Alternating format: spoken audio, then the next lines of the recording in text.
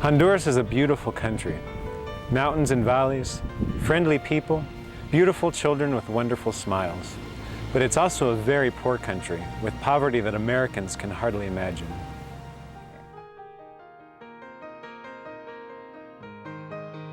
I came to Honduras in August of '98. I'd come 5 years earlier as a Wheaton College student for 6 months. I felt God's call in my life to return.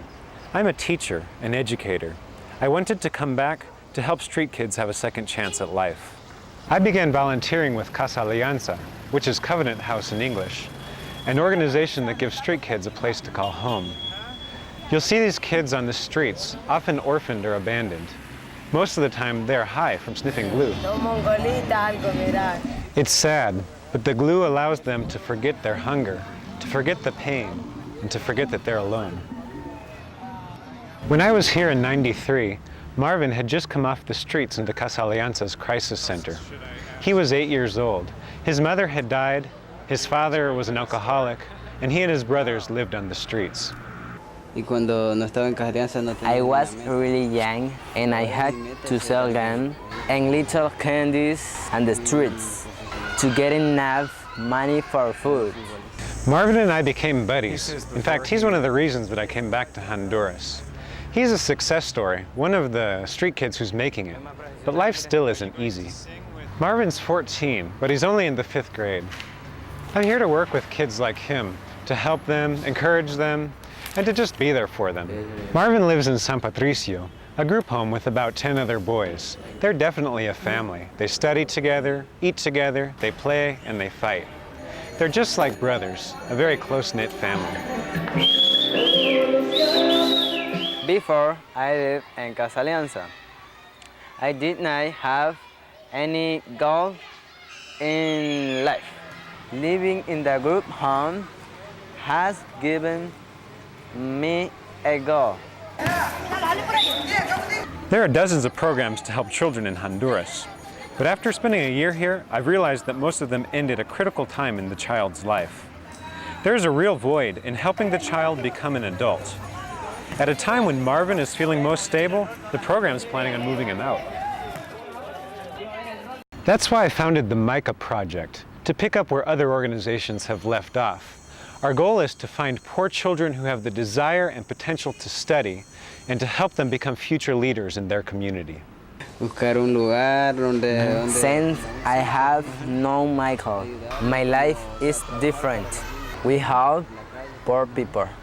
He helps me and gives me advice when I feel depressed. We want to offer these kids a stable home environment and a university education. But we also want to supplement their education with Christian leadership training, critical thinking skills, and develop them as leaders through their own ministry to others. I want to help homeless children. I want to help them find a place like Casa Alianza. Honduras is a country where the wealthy rule and the poor are oppressed. That's why I want to develop leaders who know what it's like to have been poor and to want to lead others to a better life. We've chosen Micah 6:8 as our theme verse. It says, "He has shown you, O man, what is good and what the Lord requires of thee, but to do justly and to love mercy and to walk humbly with your God." I ask you to support the Micah Project, to put some incredible young people through college and to teach them Christian leadership skills which will give them integrity and compassion throughout their lives, and to develop leaders that will bring about needed change in the country of Honduras. Gracias y Dios le bendiga. Oh my gosh. Well, I was looking back at the video from 10 years ago and thinking, what was that 26-year-old doing? You know what? But I think that's how God loves to work, you know? I think He loves to take people who are, you know, not really prepared and not aware of what He's about to do, and He does amazing things more than we could possibly ask or imagine. And He does it because it's to give Him the glory. You know, these guys' lives say that there is absolutely not one person Cristino Hernandez that is in too dark a place or that has gone through too much that they are beyond God's saving hand. Each and every one of them can be saved by Him. It's such a testament. Marvin Alexi Soto.